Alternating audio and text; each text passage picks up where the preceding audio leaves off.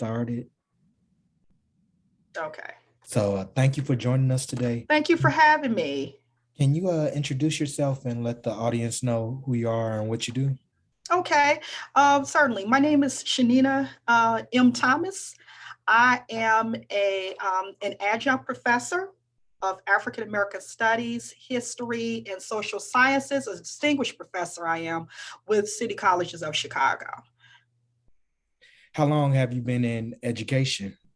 I've been in the field of education, especially higher education, for about maybe 20 years. I have previous, experience of go back as early as early childhood education to the university level. So we would say maybe 24 years. I've been with City Colleges. This will mark, I believe, on in January the 25th. It will mark my 17th year of service in the instruction side, on the instruction side with City Colleges. But I've worked in other facets of in the system as well. But on the instruction side, it would be 17 years. Yeah. So that's a long time to Yeah. in a career Yeah. field. What Yeah. what kind of motivates you to be passionate to continue year after year? Well, I believe, and I was told, moving up into the ranks, that I was actually an educator by design. My mom and dad saw it in me as early as maybe 5 years old because I would always, along with my sister, play school, and I would just have to be the teacher. So I enjoy just seeing people's, seeing my students' faces just light up when they are introduced to new information. I always encourage them to be agents of change and how to involve them in the process using like practical application in my classroom to be the change that they want to see. So when I hear those success stories and when I'm able to, show in terms of where they were consciously when they arrived on the first day of class to where they are once the class is over, um, the elevation is profound. And so, with that, it's a rewarding experience for me. And it's been keeping me going for nearly 20 years. Yeah. Mm. Can you think of a time where you felt that your impact was really felt by a student or like a memorable moment over your uh, decades of experience? Well, I've had a number of success stories. No, for example, there is one particular student who was one of my older students who was returning back to school, and she was a mother of five. Her kids are grown now, but she wanted to return back to school for her own, for her own edification, for her own rewarding experience, and she was actually an A student, and I'm a member, a 20, maybe 25-year member of the um, Honor Society for the two-year college that is called Phi Theta Kappa International Honor Society for the two-year college. So I still, I'm still a member, lifetime member, where she was also a member. And annually they honor the best students across the world.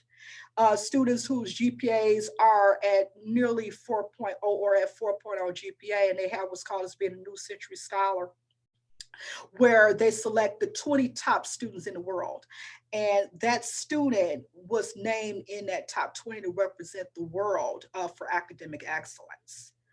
Um, After graduating from City Colleges, she matriculated on to the four-year university, and she was valedictorian of her baccalaureate class. I believe she graduated from Northeastern Illinois University, and she was the valedictorian of her class. So that was a profound moment that I had a major impact, on her to encourage her to apply because she was telling me, "You think I have it?" I said, "Do I think? I know you have it. Do you have what it takes?"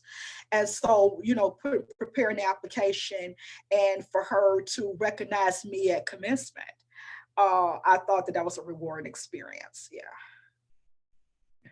So you mentioned Phi Theta Kappa.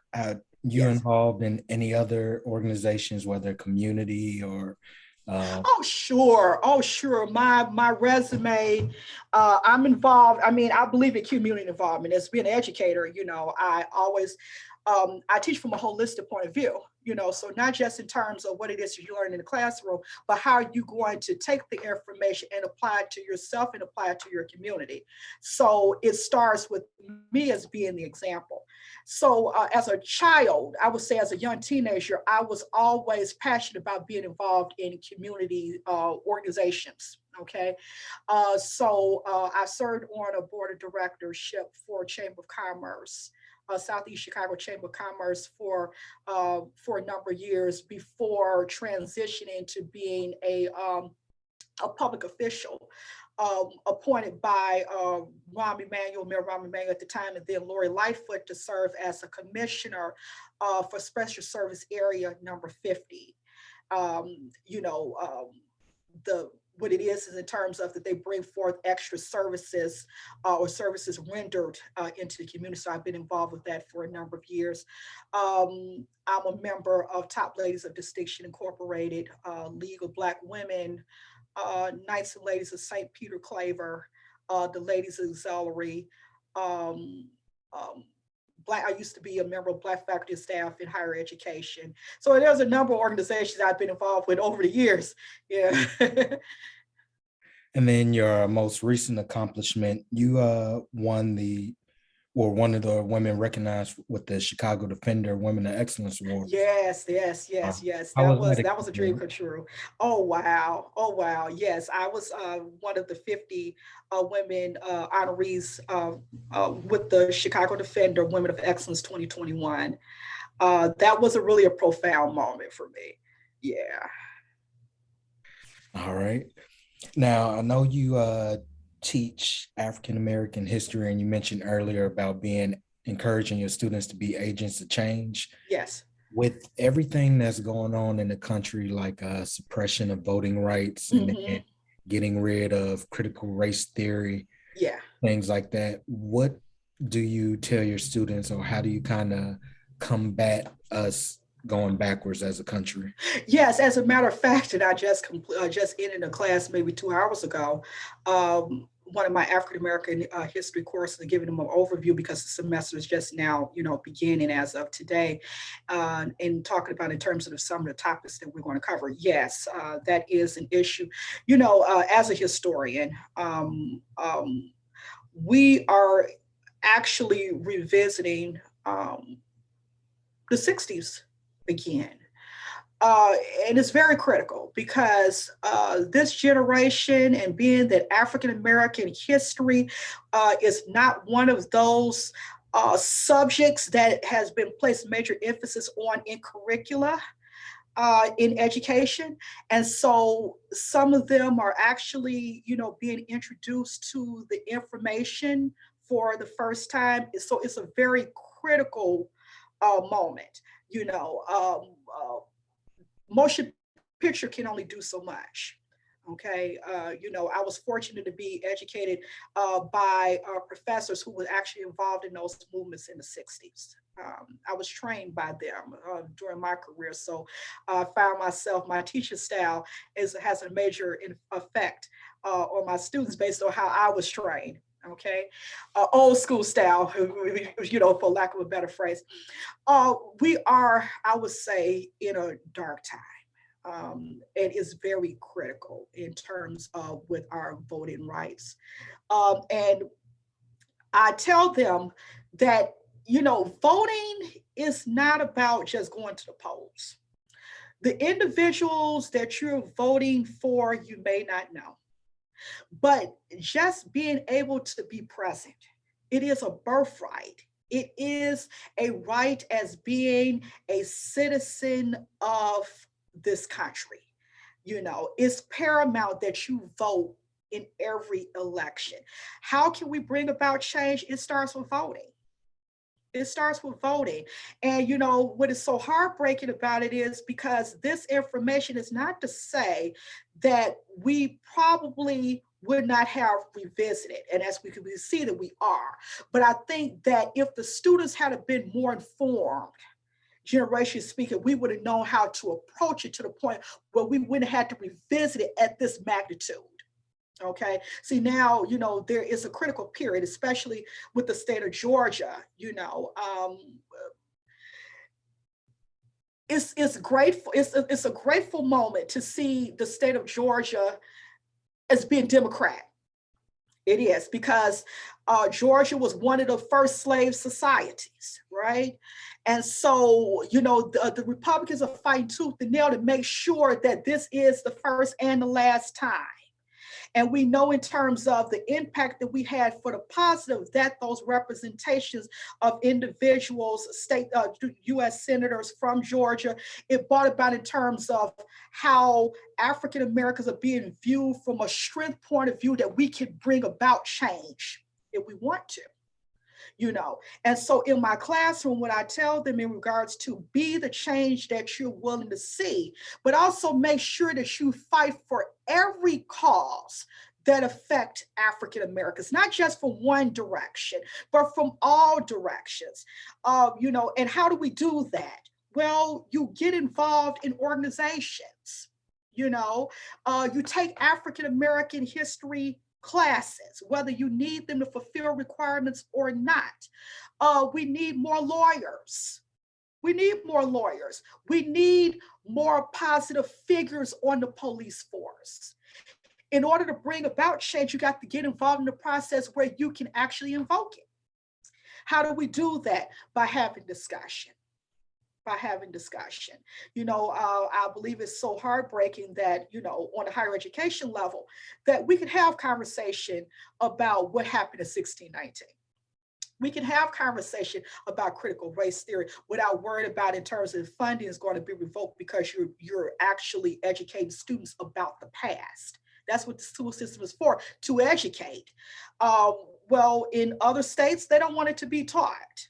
And for me, that's really a rewarding experience of mine because on a higher education level, I could talk about this without worrying about repercussions. And what's so heartbreaking is that the lower level students, K through 12 need to know, but in some instances they're unable to because of, being fearful for the system of having their funding revoked. And that shouldn't be. That shouldn't be. So therefore, what should be discussed about your ancestors, where you're supposed to receive it in school, you're not able to. You're not able to, but at the same time, it's never too late to learn. And so we have to start somewhere, you know. Mhm. Very insightful. As far as the future of education, what's your outlook and things like how do you think the education space will change in the next 5, 10, 20 years? Well, that's a great question. I think that education leaders need to go back to the table and redesign the mission of their institutions, uh, redesign the mission of education. Okay. It's not about just taking courses and getting a piece of paper to obtain a job. We need to teach these students how to critically think. We need to teach them how to think. And with thinking, we'll be able to produce, better adults. We'll be able to produce role models of households. We would be able to, lower in terms of slow down the rate of incarceration if we teach individuals how to think. So we got to go back to the drawing board. I know the model that's being utilized in regards to how education is being delivered is really an outdated model because it's not really working today. If it had been working in the way that it should have been, our jails wouldn't be in overflow mode. So I would say in terms of we educators, educator leaders, officials need to go back to the drawing board and actually revise their mission statement to let these students know that education is supposed to teach them how to think, shape character. It's about character building, to build esteem, self-esteem, that is, to bring forth knowledge that can help them grow mentally, physically, spiritually. We need to go back in terms of our teaching styles, not to just teach in terms of fulfill requirements, but teach from a holistic point of view to shape the individual. All right. Thank you for that. Mm-hmm. And then the last question I had for you, is there anything that you want to leave our listeners or readers with? It could be anything that you want to share. Well, I believe in terms of, each one teach one. I believe in each one teach one. We have to lead by example. And for me, I've seen change take place both for the positive and negative in education. And this is a time, COVID is not just in terms of the pandemic, because this country has experienced many pandemics, but I would say in regards to the outcome of it, it opened our eyes to a number of issues that we had really never been paying attention to. For one, revisiting, revisiting the past, revisiting the past. So I think, you know, we need to, like I said, with the question that you had asked me before, we need to find another way in regards to how we deliver education. And we're seeing that in terms of, the methodology, but actually incorporating in terms from a practical point of view of what it is that we teach these individuals and how they can apply it to themselves. You know, we that's something that needs to be revisited. And like I said, especially we're all part of the human race. But at the same time, the changes that are taking place is going to have a major effect on African Americans, I believe. So, we know this. What are we going to do about it? And I cannot say it anymore that if we want change, we have to be the change that we want to see. We have to be the change that we want to see. I believe that if we show change in ourselves, in our communities, with our children, in our educational systems, government will respond a little bit differently because it'll show that we're serious. We're serious. I tell my students, you should not just only protest. And I'm not saying that, we should in regards to what unjustified shootings with the police. We have other issues on the table that needs to be viewed, need to be reviewed, need to be discussed. Economic disparities, racial inequities in resources. All of those things need to be looked about, need to be evaluated, I should say. And how are we going to do it? We have to go back in terms of doing for self. We have to do for self. And how do we do that? Obtain as much education as possible. I think this is the best time. And I talk to other individuals who are in education. This is actually the best time to go to school because money is out here. You're just waiting for the students just to take the seats because the seats are available. They're available. Go to school, learn as much as you can. It's not about the job, the job situation. There are many jobs out here now. It had to take a pandemic to bring forth the jobs. But it's about in terms of shaping the individual, instilling in them, utilizing practical application in the classroom, how all of this will fit into their lives, how they're able to apply it. And again, being change agents. Change is going to come about if we invoke it.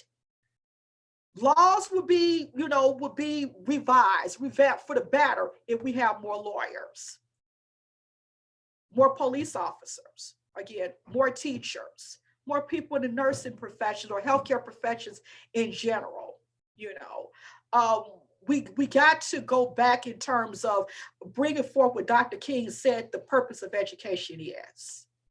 The purpose of education is not just intellect alone, it's intellect and character. How do we do that? By educating. Well, thank you for sharing your time. Um, Thank you for having me.